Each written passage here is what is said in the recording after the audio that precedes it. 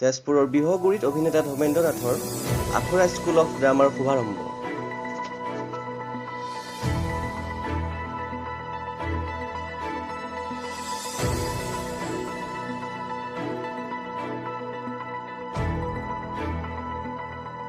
Amateur theatre যিটো অসমীয়া আধুনিক amateur থিয়েটাৰৰ যাত্ৰা, এই যাত্ৰাটো অতি সুন্দৰভাৱে অব্যাহত থাকক, কোনো অপশক্তিয়ে যাতে প্ৰতিৰোধ কৰিব নোৱাৰে আৰু ই সদায় গণমুখী হৈ থাকক, মানুহৰ কাষত থাকক, কিবাৰ কাষত থাকক।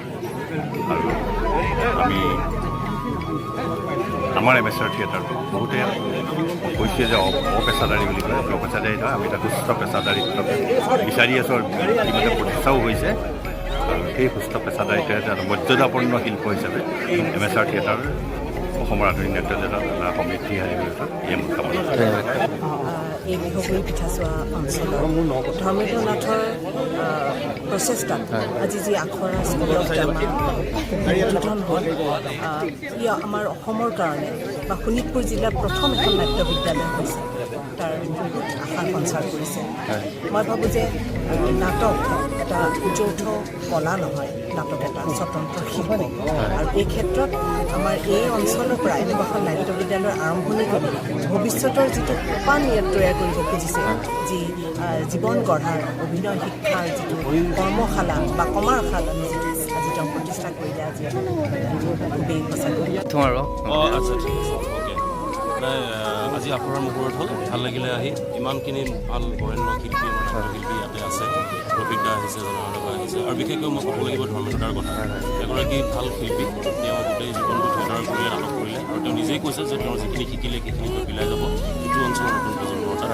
খুব ভাল হ'ব অনুষ্ঠানটো, ধুনীয়াকৈ আগবাঢ়িব লাগিব, আৰু যিকোনো ধৰণৰ সহায় সহযোগিতাৰ কাৰণে আমি সদায় যি আখৰা স্কুল অফ ড্ৰামা নতুনকৈ ইয়াত স্থাপন হৈছে, তাতে মোক নিমন্ত্ৰণ কৰাৰ কাৰণে মই প্ৰথমতে ধন্যবাদ জনাইছোঁ আমাৰ ধৰ্মেন্দ্ৰ নাথ ডাঙৰীয়াদেৱক, আৰু লগতে এই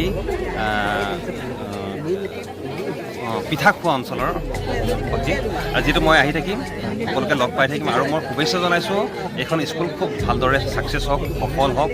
ইয়াতে আচলতে কি আমাৰ প্ৰথম কথা হ'ল যে নাটক কৰিব যাওঁতেই যে এনেকুৱা এখন কিবা প্ৰণালীবদ্ধ শিক্ষা লাগিব বুলি আগতে ধাৰণা কৰা নাছিলে, কিন্তু এতিয়া বৰ্তমান সময়ত ইয়াৰ মানে প্ৰয়োজনীয়তা বহুত বেছি আহি পৰিছে। আজিকালিতো নাটক এতিয়া ছায়েন্স হৈ পৰিছে, বিজ্ঞান হৈ পৰিছে, গতিকে জনাটো খুবেই দৰকাৰ।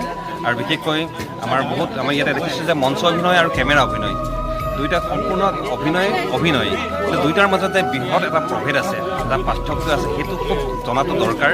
আজি আমি বহু ক্ষেত্ৰত আমি দেখা পোৱা যায় যে আমাৰ যিসকল অভিনেতা আছে, সেয়া হওক নাটকেই হওক, ভ্ৰাম্যমান নাটকেই হওক, চিনেমাই হওক বা চিৰিয়েলেই হওক, সকলোতে নাটক কৰে, সকলোতে এক্টিং কৰে, কিন্তু আমি কেনেকৈ এক্টিং নকৰাকৈ এক্টিং কৰিব পাৰোঁ সেইটো খুব বেছি দৰকাৰী, আৰু সেই শিক্ষাটো আমি দিবলৈ চেষ্টা কৰিম।